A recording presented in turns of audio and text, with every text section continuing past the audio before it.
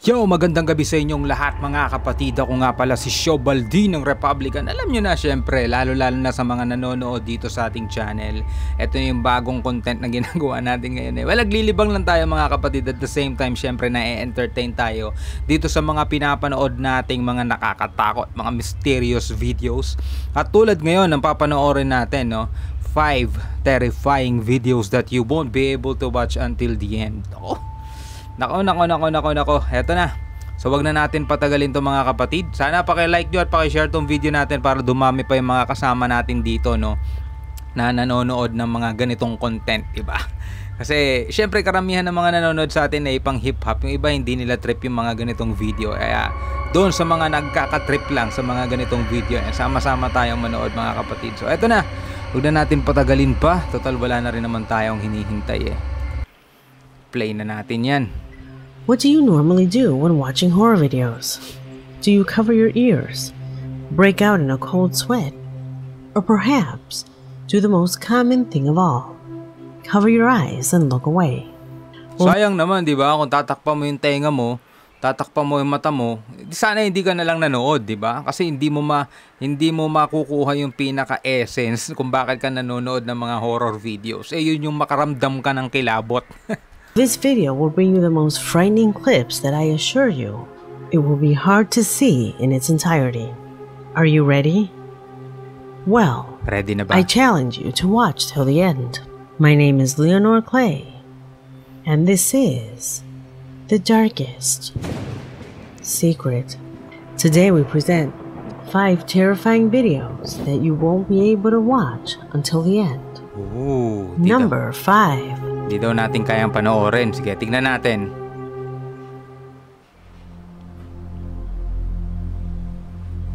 It is not the first time that you have heard me say that the paranormal can happen to anyone and at any time. While the recording by the Montenegro family will make you shudder with the mere possibility that something like this could happen to you too. In the subscriber's email, he says that one day when he arrived at his workplace, he noticed that some coworkers had had a small birthday celebration. A situation that bothered him since they did not clean up afterwards. It upset him so much that he sent a video to the WhatsApp group expressing his discomfort concerning the situation. Okay. However, all this became pointless when they asked him who he was with. Surprised, he asked them who they were referring to, since there was no one else there. What was he referring to? See for yourself. ¿Ustedes qué piensan? ¿Que yo me voy a tener que poner a fregar toda esta porquería de cosas que dejaron aquí? Toda la cocina me la dejaron sucia. Mira todo esto.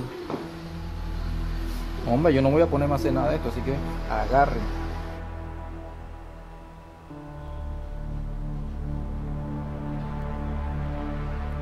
Parang lumabas na ano. Yun, no.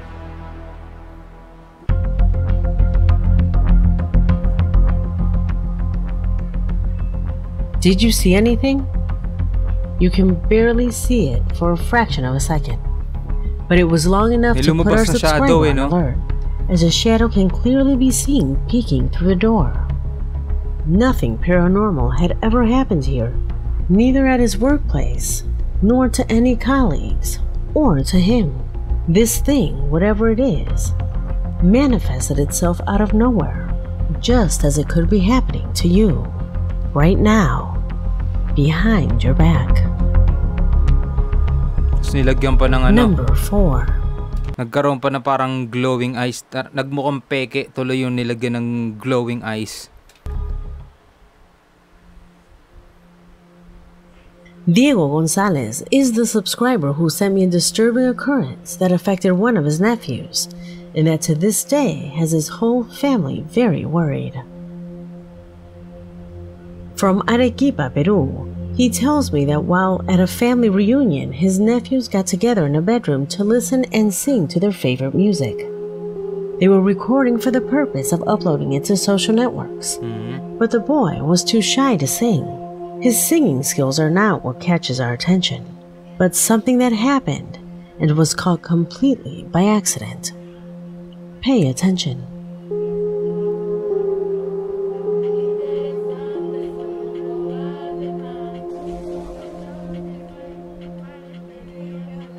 Someone pulled my shirt. So, ang ginagawa nila, nagbi-video lang para i-upload sa Facebook, sa social media. Mga ganun lang yung tamang pakay lang nila dito sa video na to. Normal na ginagawa, lalo na ng mga Pilipino, di ba? Nagbi-video habang kumakanta. So, bigla daw may humila ng t-shirt niya. Ng shirt na suot-suot yung damit.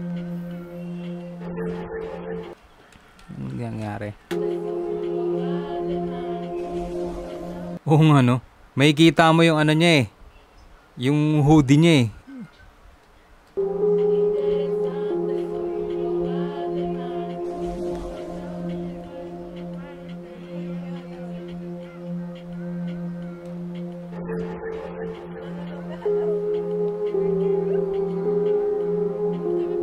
Kaso etong video na to parang fake, no? Parang fake yung video dahil yung may humila sa hoodie niya. Yung reaction niya makikita mo eh, yung reaction niya. Imbis na lumingon agad siya parang nagulat, di ba? Parang uma-acting lang tapos yung kasama niyang babaeng kinakausap niya, parang nangingiti na tatawa, hindi yung parang sino yun? Alam mo yung normal na reaction pag may ganong mga kakaibang bagay na nangyari.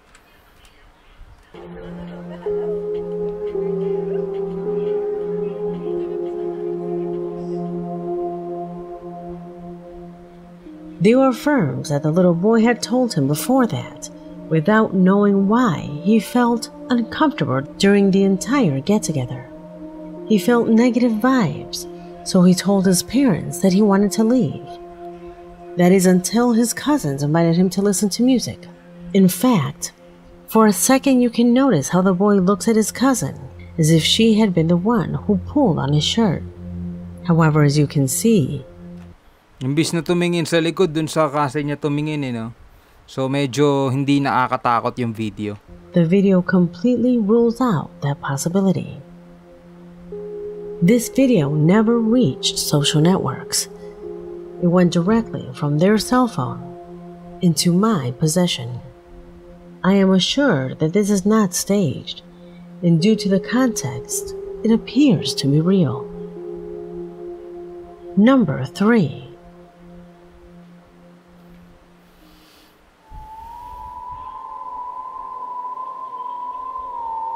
As you know, we have already mentioned shocking recordings captured on roads and highways, clips that are mostly recorded at dawn and on desolate roads.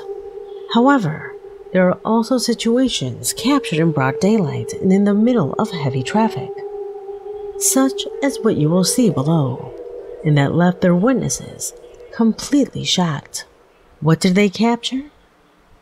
See for yourself. Ambulance. Okay. Gago, may nakasilip. Gago, may nakasilip sa bintana. Gagsi, yan ang ano. Yan ang medyo nakakatakot kaysa dun sa mga dalawang unang video na hindi tayo masyadong ano eh. Ito eh, medyo creepy.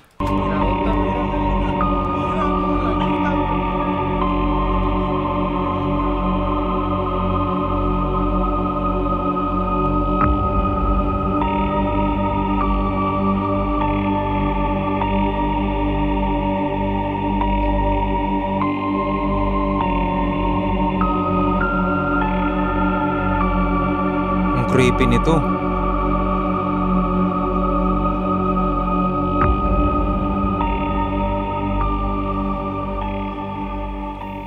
Yung nakasakay ka, cannot be sure. yung sumusunod ka sa ambulansya, no? Para makaiwas ka rin sa traffic. Tapos makakita ka ng ganyan may nakasilip, nakatingin sa'yo. Nakanang yan. Ewan ko lang kung sundan mo pa yung ambulansya.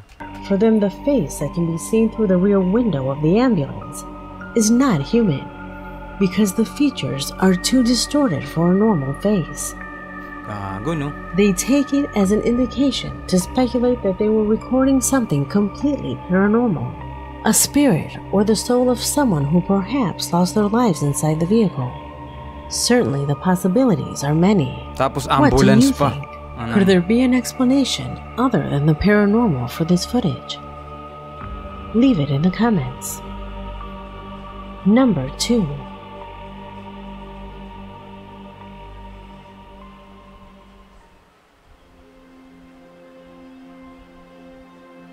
Theoretically, it has been shown that time travel may well be possible.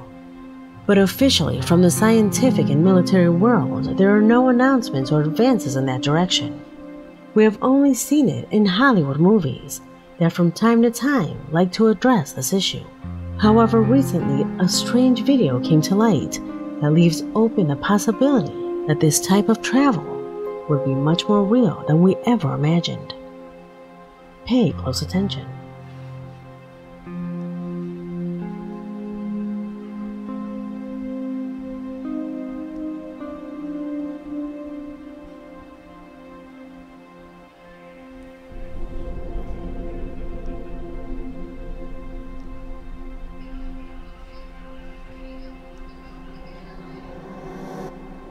Uy, gago, saan nang galing yun?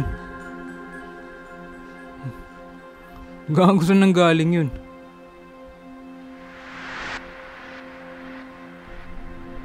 Gago, Steve.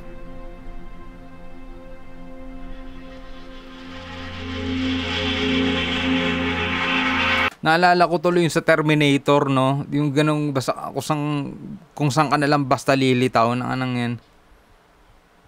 Minsan talaga may mga bagay na ang hirap ipaliwanag eh.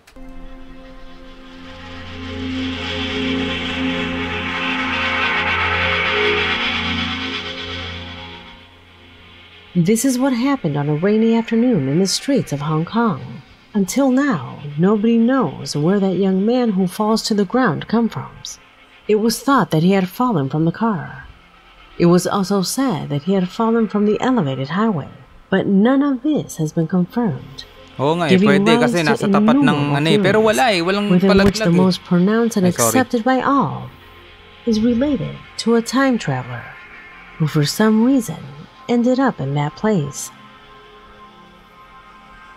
Could this recording be the empirical demonstration of this type of travel? Gogs, Tino, bigla na lang sumulpot. What do you think? Mapalad pa to sumulpot sa gilid eh.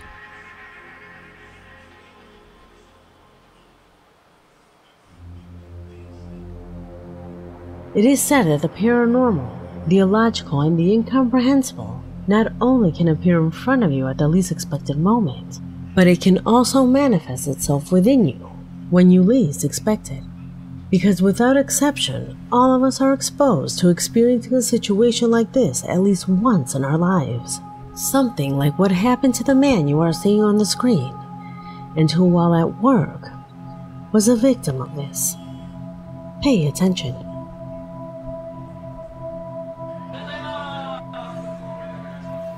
So normal na gawain sa isang kitchen, no, ng isang restaurant. Tamang nagdi-deep fry lang siya.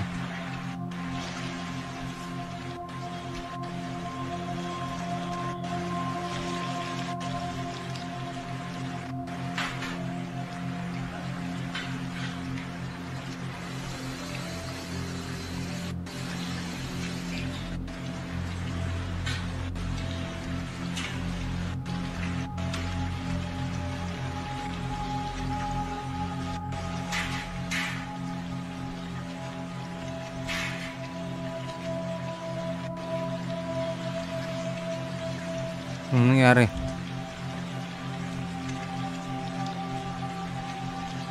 Gago ka matutulog dyan. Susubsob mo nga mo sa mantika. Naantok.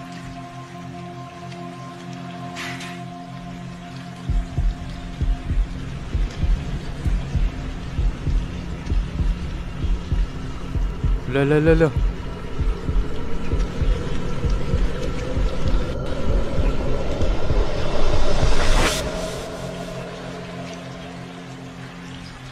Ay, gago.